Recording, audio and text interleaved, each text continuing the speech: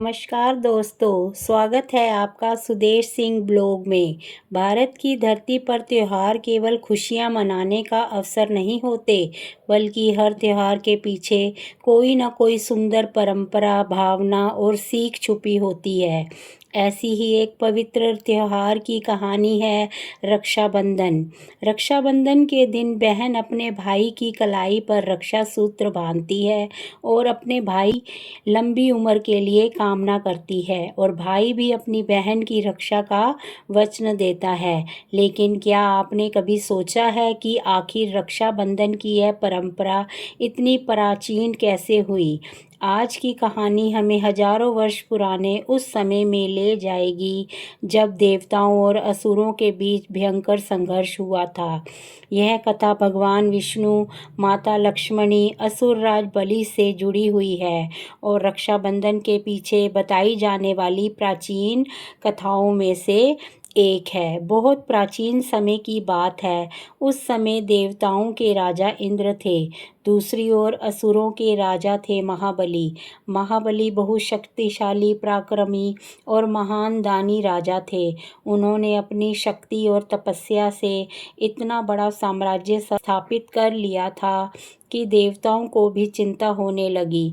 एक दिन देवताओं और असुरों के बीच भयंकर युद्ध शुरू हुआ। युद्ध कई दिनों तक चलता रहा। देवताओं की सेना लड़ रही थी, लेकिन असुरों की सेना भी अत्यंत शक्तिशाली थी। धीरे धीरे देवताओं की स्थिति कमजोर होने लगी। इंद्र चिंतित हो गए। उन्होंने अपने गुरु बृहस्पति से कहा, गुरुदेव, हमारी सेना लगातार कमजोर होती जा रही है। यदि यही स्थिति रही तो हम असुरों के सामने टिक नहीं पाएंगे। बृहस्पति जी ने गंभीर होकर कहा, राजन, युद्ध में केवल शक्ति ही नहीं, धैर्य और विश्वास भी आवश्यक है। हमें भगवान की शरण में जाना चाहिए। देवताओं ने भगवान विष्णु की आराधना शुरू की। भगवान विष्णु ने देवताओं को धैर्य रखने का संदेश दिया, लेकिन युद्ध समाप्त नहीं हुआ। इंद्र की पत्नी शची, जिन्हें इंद्राणी भी कहा जाता था, अपने पति और देवताओं की स्थिति देखकर बहुत चिंतित होने लगी। हे प्रभु, मेरे पति और देवताओं की रक्षा कीजिए, उन्हें विजय का मार्ग दिखाइए। कहा जाता है कि तब इंद्राणी को एक पवित्र रक्षा सूत्र प्राप्त हुआ। उन्होंने उस पवित्र सूत्र को विधि विधान में पूजा कर इंद्र की कलाई पर बांधा। इंद्राणी ने कहा, स्वामी, यह केवल एक धागा नहीं है, यह विश्वास, प्रार्थना और रक्षा का प्रतीक है। ईश्वर आपकी रक्षा करे और आपको धर्म की विजय प्राप्त हो। इंद्र ने अपनी पत्नी का आशीर्वाद स्वीकार किया। उनके मन में नया साहस उत्पन्न हुआ। देवताओं ने फिर पूरी शक्ति के साथ युद्ध किया। अंततः देवताओं को विजय प्राप्त हुई। यह कथा इस बात का प्रतीक मानी जाती है कि रक्षा सूत्र केवल धागा नहीं, बल्कि विश्वास, प्रेम और मंगल कामना का प्रतीक है। अब यह कहानी हमें दूसरी अद्भुत घटना की ओर ले जाती है। असुर राज महाबली भगवान विष्णु के महान भक्त थे। उन्होंने अपनी शक्ति और तपस्या से बल पर एक विशाल साम्राज्य स्थापित किया था। उनकी सबसे बड़ी विशेषता थी दानशीलता। कोई भी उनके द्वार से खाली नहीं लौटता था। एक दिन भगवान विष्णु ने वामन का रूप धारण किया और राजा बलि के पास पहुँचे। भगवान ने एक छोटे से ब्राह्मण बालक का रूप धारण किया था। राजा बलि ने उनका सम्मान किया और कहा, हे ब्राह्मण देव, मेरे द्वार पर आपका स्वागत है। बताइए, आपको क्या चाहिए?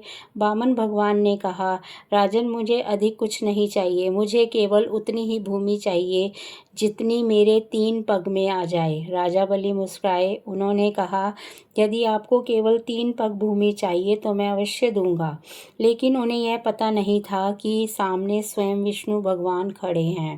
पहले पग में उन्होंने पृथ्वी नाप ली, दूसरे पग में आकाश नाप लिया, तीसरे पग में नापने के लिए स्थान शेष नहीं था। राजा बलि समझ गए कि यह कोई साधारण ब्राह्मण नहीं है, बल्कि स्वयं भगवान विष्णु है।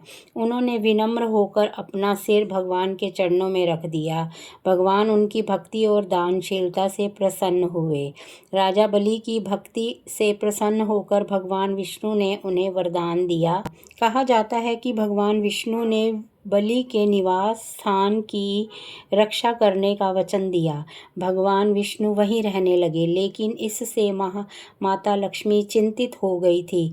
भगवान विष्णु ने बिना वैकुंठ सूना लगने लगा था। माता लक्ष्मी अपने पति को वापस पाना चाहती थी, लेकिन भगवान ने राजा बलि को वचन दिया था। अब माता लक्ष्मी ने एक उपाय सोचा। माता लक्ष्मी ने एक साधारण स्त्री का रूप धारण किया और राजा बलि के महल में पहुंची। राजा बलि ने उनका सम्मान किया। माता लक्ष्मी ने राजा बलि की कलाई पर एक पवित्र धागा बांधा। राजा बलि ने पूछा, माता, आपने मेरी कलाई पर यह धागा क्यों बांधा है? माता लक्ष्मी ने कहा, यह प्रेम और रक्षा का धागा है। आज से आप मेरे भाई हैं और मैं आपकी बहन। राजा बलि भावुक हो गए। उन्होंने कहा, बहन, आप मुझे अपना भाई मानती हैं तो बताइए मैं आपके लिए क्या कर सकता हूँ। तब माता लक्ष्मी ने अपना वास्तविक रूप प्रकट किया और राजा बलि को कहा। राजा बलि समझ गए कि उनके सामने स्वयं माता लक्ष्मी हाथ जोड़कर खड़ी हैं। माता, अब मैं समझ गया कि भगवान विष्णु आपके बिना अधूरे हैं और आप उन्हें अपने साथ ले जाइए। राजा बलि ने भगवान विष्णु को माता लक्ष्मी के साथ जाने की अनुमति दे दी। इस प्रकार रक्षा सूत्र ने एक भाई और बहन के रिश्ते को जन्म दिया, जिसमें प्रेम, विश्वास और त्याग की भावना थी। समय बीतता गया। रक्षाबंधन की परंपरा भारत की विभिन्न भागों में अलग अलग रूपों में मनाई जाती है। बहन अपने भाई की कलाई पर राखी बांधती है। बहन अपने भाई के सुख और सुरक्षा की कामना करती है। भाई भी अपनी बहन के सम्मान और सुरक्षा की कामना करता है। बहन भाई के लिए मंगल कामना करती है, लेकिन रक्षाबंधन का अर्थ केवल भाई द्वारा बहन की रक्षा करना नहीं है। इस त्योहार से हमें यह संदेश भी मिलता है कि एक दूसरे के सुख दुख में साथ देना। भाई बहन का रिश्ता केवल खून का रिश्ता नहीं होता है।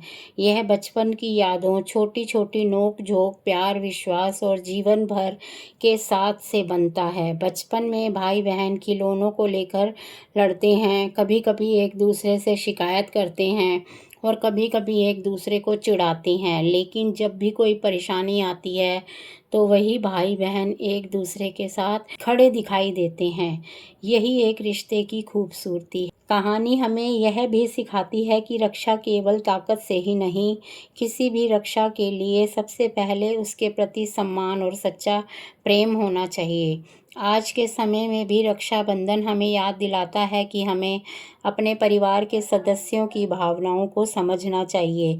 बहन को केवल राखी के दिन नहीं, बल्कि पूरे वर्ष सम्मान और प्यार मिलना चाहिए, और भाई को भी यह समझना चाहिए कि वह बहन केवल उसकी रक्षा की जिम्मेवारी नहीं, बल्कि उसकी बराबर की साथी और परिवार का संपूर्ण हिस्सा है।